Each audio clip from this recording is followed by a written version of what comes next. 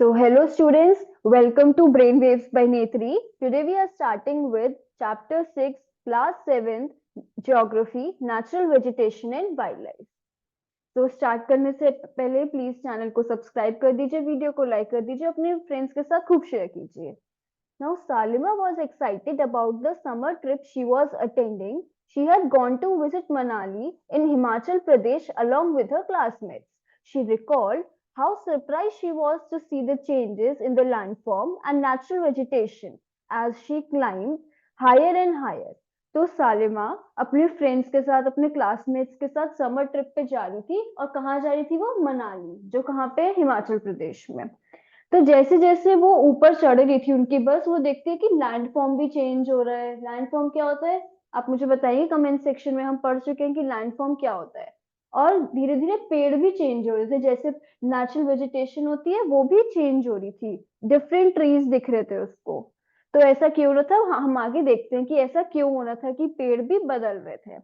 Now the deep jungles of the foothills, comprising sal and teak, slowly disappeared. She could see tall trees with thin pointed leaves and cone-shaped canopies on the mountain slopes. जैसे जैसे वो ऊपर बढ़ रही थी वैसे वैसे teak और साल, एक तरीके के पेड़ है, वो खत्म हो रहे थे और पॉइंटेड ट्रीज शुरू हो रहे थे. She learned that those were coniferous trees, जो कोन की शेप में होते हैं, जो हम क्रिसमस में वेस्टर्न, जो मतलब सपोज यूएसए या फिर लंदन में लगते हैं कोन की शेप में, तो उसको हम कहते हैं coniferous flowers, sorry coniferous trees. She notice blooms of bright flowers on the tall trees, और उनपे फ्लावर्स लगे थे. they were they were the rhododendrons. Now from Manali, as she saw traveling up to Rohtang Pass, she saw that the land was covered with short grass and snow in some places. अब आप लोगों में से जो भी मनाली गया होगा वो रोहतांग गया होगा, एकदम ऊपर है जो मतलब जहाँ पे स्नोफॉल होती है और बहुत सारे स्पोर्ट्स होते हैं, स्नो स्पोर्ट्स. तो वहां पे उसने देखा तो लैंड स्नो से कवर्ड था और वहां पे अलग तरीके के ट्रीज थे. अब ऐसा क्यों था? Now, from Salima's observation, we summarize that there is a close relationship between the height of the land and the character of vegetation.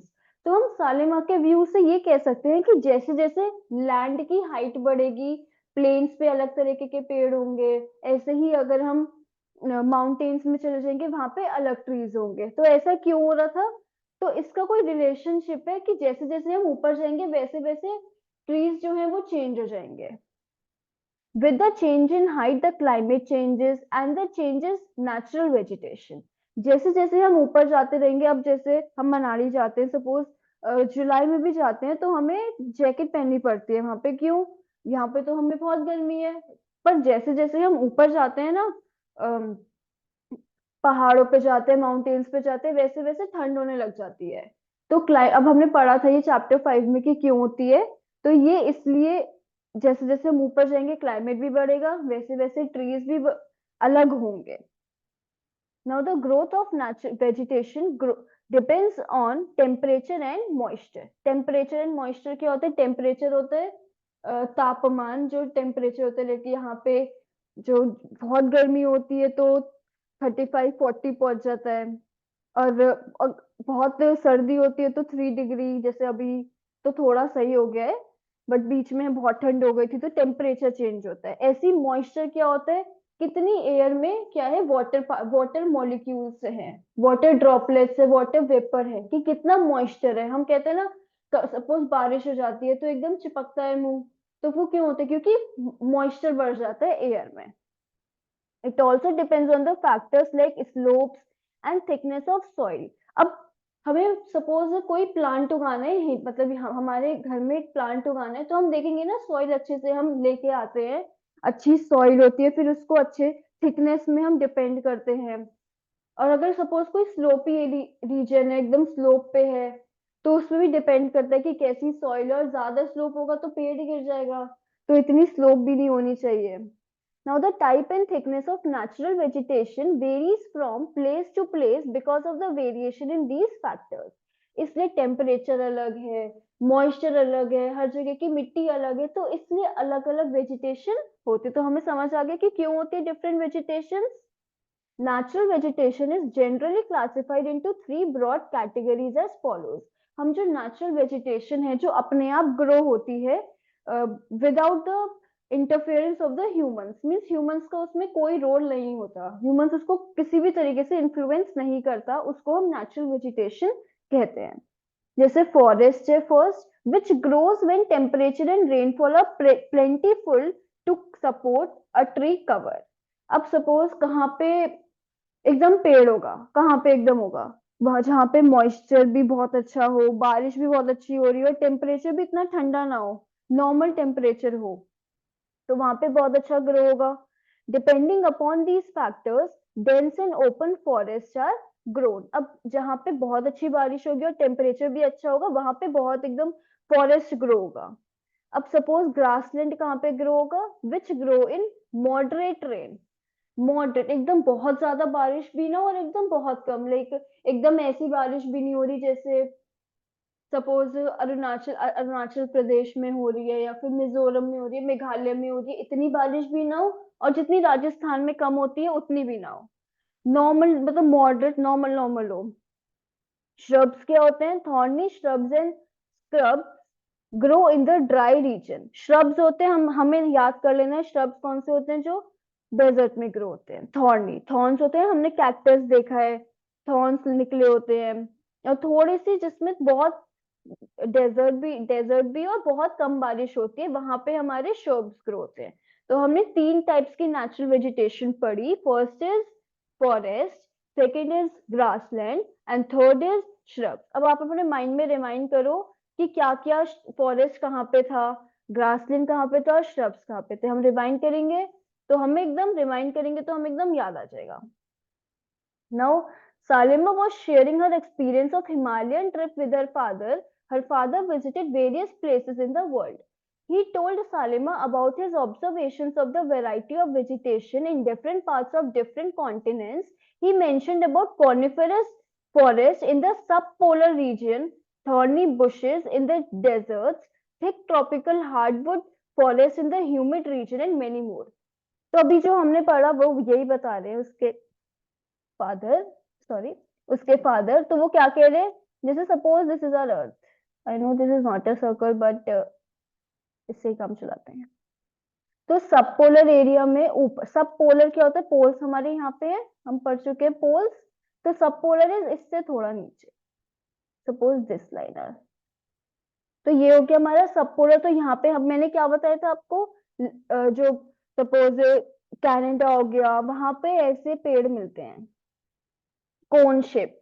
अब हम सपोज नॉर्मल में हमें प्लेन्स में तो दिखते नहीं ऐसे कोन शेप वाले पेड़, cone shape trees, coniferous trees.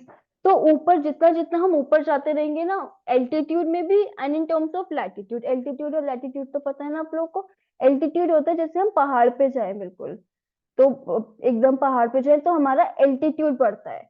Latitude कैसे बढ़ता है, लैटिट्यूड अर्थ की पोजीशन से, जैसे इक्वेटर पे 0 डिग्री लैटिट्यूड, ऐसे ट्रॉपिक ऑफ कैंसर पे होता है हमारा 23 1/2 डिग्री नॉर्थ लैटिट्यूड। ये हमारे लैटिट्यूड हो गए। और अगर हम पहाड़ पे चढ़ रहे हैं तो वो हमारा क्या हो गया, क्या हुआ, वो हमारा एल्टीट्यूड। तो ये आपको अच्छे से डिफरेंस पता होना चाहिए कि एल्टीट्यूड क्या होता है, लैटिट्यूड क्या होता है। लैटिट्यूड हमारी होती है चढ़ाई। तो ये हमारा यहाँ पे मिलता है, जो हमारे कौन से पेड़ होते हैं, कॉनिफेरस ट्रीज। और जो हमने पढ़ा थॉर्नी बुशेस कहाँ पे होते हैं, डेजर्ट्स में, हम देख चुके हैं ये। ऐसे ही जो थिक ट्रॉपिकल हार्डवुड फॉरेस्ट होता है, ट्रॉपिकल थिक हार्डवुड फॉरेस्ट जो होता है वो हमारा ह्यूमिड में होता है। ह्यूमिड क्यों होता है, क्योंकि उसमें क्या बारिश भी चाहिए और टेम्परेचर भी इतना ज्यादा नहीं चाहिए, तो वो हमारा वहां पे हार्डवुड फॉरेस्ट होगा। Now Salima realized that the Himalayas have almost all variety of vegetation which she can see while moving from equator to tropical region। जैसे जैसे अब इक्वेटर से हम ट्रॉपिकल रीजन की तरफ जाएंगे वैसे वैसे हमें सारे दिखेंगे, क्योंकि इक्वेटर पे हमें कौन से दिखेंगे, ट्रॉपिकल हार्डवुड वाला, हार्डवुड फॉरेस्ट दिखेंगे। जैसे हम ऊपर जाएंगे वैसे हमें कौन से दिखेंगे, जैसे डेजर्ट्स हो गए तो हमें थॉर्नी बुशेस, धीरे धीरे यहाँ पे थॉर्नी कम होते रहेंगे, थॉर्नी बुशेस, और ऊपर आके हमें एकदम वो वाले पेड़ दिखेंगे, coniferous trees. Now, the change in the type of natural vegetation occur mainly because of the changes of climatic condition. तो हमने क्या देखा, जैसे जैसे क्लाइमेट चेंज हो रहे हैं वैसे वैसे हमारी वेजिटेशन भी चेंज हो रही है. Now, let us know the different types of natural vegetation of the world with their characteristics, features and wildlife inhabiting there. तो हम देखते हैं डिफरेंट डिफरेंट अब ट्रीज, डिफरेंट डिफरेंट कैसी वेजिटेशन होती है, क्या क्या फीचर्स होते हैं उन वेजिटेशन के, और कैसी कैसे एनिमल्स मिलते हैं हमें, वाइल्ड लाइफ मिलते हैं कैसे हमें, कौन से वहां पे फ्लोरा एंड फौना. मेनली हमें वाइल्ड लाइफ में दोनों आ जाते हैं हमारे, flora and fauna. Flora is कौन से फ्लावर्स होते हैं, फौना इज कौन से एनिमल्स होते हैं.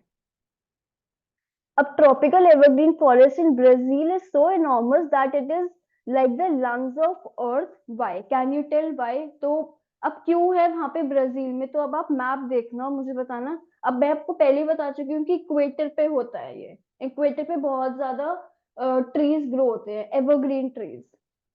तो अब आप देख के बताना कि ब्राजील कहाँ पे लोकेट होता है, साउथ अमेरिका में है बट कहाँ पे है, कि इक्वेटर के पास है, इक्वेटर से दूर है, पोल्स में है. तो अब आप अगर ये चीज देख लोगे ना तो आपको अच्छे से समझ में आ जाएगा कि क्यों ब्राजील में इतने सारे ट्रॉपिकल एवरग्रीन फॉरेस्ट है, कितना बड़ा है, और क्यों उसको लंग्स कहते हैं ऑफ द अर्थ.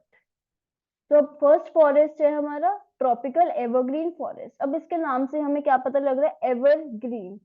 ट्रॉपिकल क्या है कि ये ट्रॉपिक्स के पास मिलता होगा. ट्रॉपिक्स कौन सा होता है, इक्वेटर के जो tropic of cancer, tropic of Capricorn और इक्वेटर वाला एरिया होता है उसको हम ट्रॉपिक्स कहते हैं. तो पता लग गया ट्रॉपिकल की कहाँ पे मिलता होगा, ट्रॉपिक्स पे. एवरग्रीन क्या होता है, एवरग्रीन मीन्स हर समय जो हरा रहे. तो एवरग्रीन तो मतलब ये जो पेड़ हैं ये हर हर समय क्या रहते हैं, ग्रीन कलर के रहते हैं, एकदम हरे भरे, ऐसे फॉरेस्ट. तो these forest are also called tropical rain forest. अभी हमने इसको रेन फॉरेस्ट क्यों किया, क्योंकि यहाँ पे हर समय बारिश होती रहती है. हम पहले ही पढ़ चुके हैं कि क्यों ट्रॉपिकल रीजन्स में बहुत ज्यादा बारिश होती है. तो अगर आपको अच्छे से याद आ रहा है तो ठीक है, वरना मैं एक बार और फिर से बता देती हूँ. अब जैसे इक्वेटर है, ये वाला हमारा ट्रॉपिक्स का रीजन होता है, ये 0 डिग्री. एंड दिस इज, ये हमारा 23 1/2, मैं ना लिख नहीं पाऊंगी, चलो 23 1/2, दिस इज 1/2. और ऐसे ही नीचे हमारा 23 1/2 डिग्री साउथ होता है, ऊपर नॉर्थ होता है. तो ये हमारा पूरा रीजन आता है, किसमें आता है ये पूरा रीजन, पूरा आता है ट्रॉपिक्स में, ये पूरा रीजन. ठीक है. अब यहाँ पे इक्वेटर पे हमें पता है बहुत ज्यादा बारिश होती है. क्यों होती है, क्योंकि यहाँ पे इतनी गर्मी पड़ती है, सन पूरा हमारा यहीं पे ही होता है.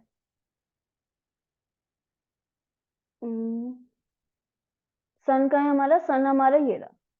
तो एकदम सन की पूरी डायरेक्ट रेस पड़ेगी. अब सन की डायरेक्ट रेस पड़ेगी तो क्या होगा, बहुत ज्यादा गर्मी होगी यहाँ पे, और जितनी ज्यादा गर्मी होगी उतनी ज्यादा मॉइस्चर इवेपोरेट होगा, उतना ज्यादा वाटर इवेपोरेट होगा, और उतनी ज्यादा बारिश होगी. इसलिए यहाँ पे बहुत ज्यादा बारिश होती है, और इसलिए यहाँ पे एवरग्रीन फॉरेस्ट ग्रो होता है. तो इसलिए हम इसको रेन फॉरेस्ट भी कहते हैं. अब समझ में आया, जैसे इतना घना एकदम.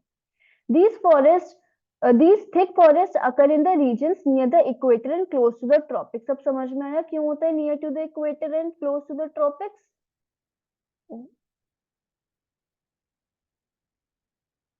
As there is no particular dry season, the trees do not shed their leaves altogether. अब मैंने कहा कि यहाँ पे साल भर बारिश होती है, बारिश हो रही है, तो कोई एकदम ऐसा तो नहीं है ड्राई सीजन पड़ रहा है कि जहाँ पे बिल्कुल भी बारिश नहीं हो रही. और ड्राई सीजन नहीं पड़ रहा तो ये हर समय एवरग्रीन रहते हैं एकदम. जैसे बारिश होती है तो एकदम पेड़ एकदम हो जाते हैं ना एकदम हरे भरे से. तो जब बारिश होती रहती है तो ये कभी अपने शेड ही नहीं करते, लीव्स हमेशा हरे भरे रहते हैं. This is the reason they are called evergreen. अब इसलिए ये एवरग्रीन कहते हैं, ये हमें पहले से पता है. Now the thick canopies of the closely spaced trees do not allow the sunlight to penetrate inside the forest even in the daytime. अब ये इतना ज्यादा घना होता है ना कि जो जैसे सन यहाँ पे है तो सन की रेज भी नहीं पहुंच पाती इसके नीचे, ये यहीं से ही रिफ्लेक्ट हो जाएंगे, यहाँ पे रुके ये रिफ्लेक्ट हो जाएंगे. तो आप अगर एकदम धूप हो रही है तभी भी अगर हम इस फॉरेस्ट में चले गए तो हमें लगेगा कि रात हो रही है. क्योंकि यहाँ पे फॉरेस्ट सनलाइट पेनिट्रेट, मतलब सनलाइट अंदर ही नहीं जाती, पेनिट्रेट मतलब होता है अंदर नहीं जाना, inside the forest even in the day time. जैसे hardwood trees like rosewood, ebony, mahogany are common here. तो ना आपको एग्जाम्स में पूछा जाएगा तो आपको ये जरूर लिखना है, ट्रीज जरूर लिखना है कि कौन से ट्रीज नाम, मतलब कौन से, रोजवुड हो गया, एबोनी, महागनी, ये सब पाए जाते हैं इसमें। Now second is a tropical deciduous forest. अब ट्रॉपिकल से हमें पता लग गया कि ये ट्रॉपिक्स के पास मिलता होगा। डेसिडियस होता है जो शेड करते हैं अपने लीव्स। ड्राई सीजन आते ही, ड्राई सीजन मीन्स बिना बारिश वाले सीजन पे ये अपनी लीव्स शेड कर देता है। Now tropical deciduous are the monsoon forest found in the large part of India, northern Australia and in central America. तो अब हमारा जो, अब सपोज इसके जो ऊपर पाया जाएगा ना यहाँ पे, हम्म,